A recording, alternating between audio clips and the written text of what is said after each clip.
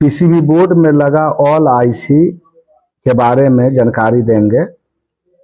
और IC, power IC, RF IC, 4G IC, 5G IC, ईपीटी IC का work क्या होता है, पीएमआई आईसी का काम क्या करता है, खराब होने के बाद क्या प्रॉब्लम हो जाएगा, कैसे हम आईसी को पहचानेंगे, जैसे कि ऑडियो आईसी है, जैसे कि पीएमआईसी है, इसको कैसे पहचानेंगे, सीपीयू रैम को कैसे पहचानेंगे, सीपीयू कौन सा है, रैम कौन सा है।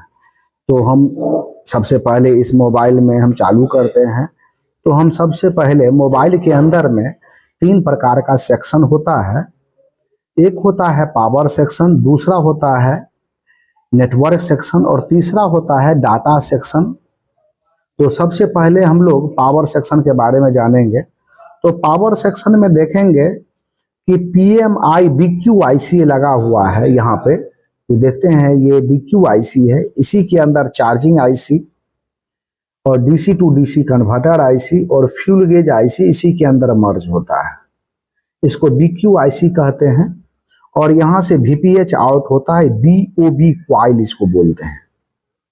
BOB coil, boost and buck coil दोनों क्वाइल होता है। और यहाँ पर VPH लोड होता है और VPH कम से कम 5 आईसी को वोल्टेज देने का काम करता है यहाँ से।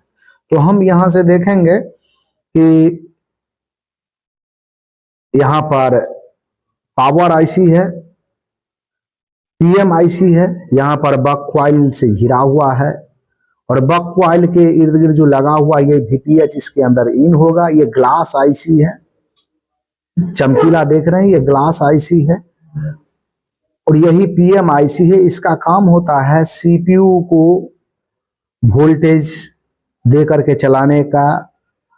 वहां पर एम्पियर ज्यादा होता है और वोल्टेज कम होता है, जिसको बक वोल्टेज बोलते हैं, LDO वोल्टेज बोलते हैं। सीपीयू को चलाने का, कोर को चलाने का वोल्टेज यहीं से मिलता है और रैम और रोम को चलाने का यहीं से काम होता है। जैसे कि LDO voltage, higher LDO, lower LDO यहीं से जाता है। ऑन ऑफ स्विच पर वोल्टेज इसी आईसी से जाता है। तो ये PMIC है और ये BQIC चार्जिंग आईसी है, DC to DC converter IC है। और इसके इर्द गिर्द लगा हुआ है फास्ट चार्जिंग के लिए आईसी लगा हुआ है। आज के दौरान जो फास्ट चार्जिंग हो रहा है उसके लिए लगा हुआ है आईसी। और यहाँ पर देखेंगे ये सीपीयू है, क्वालकॉम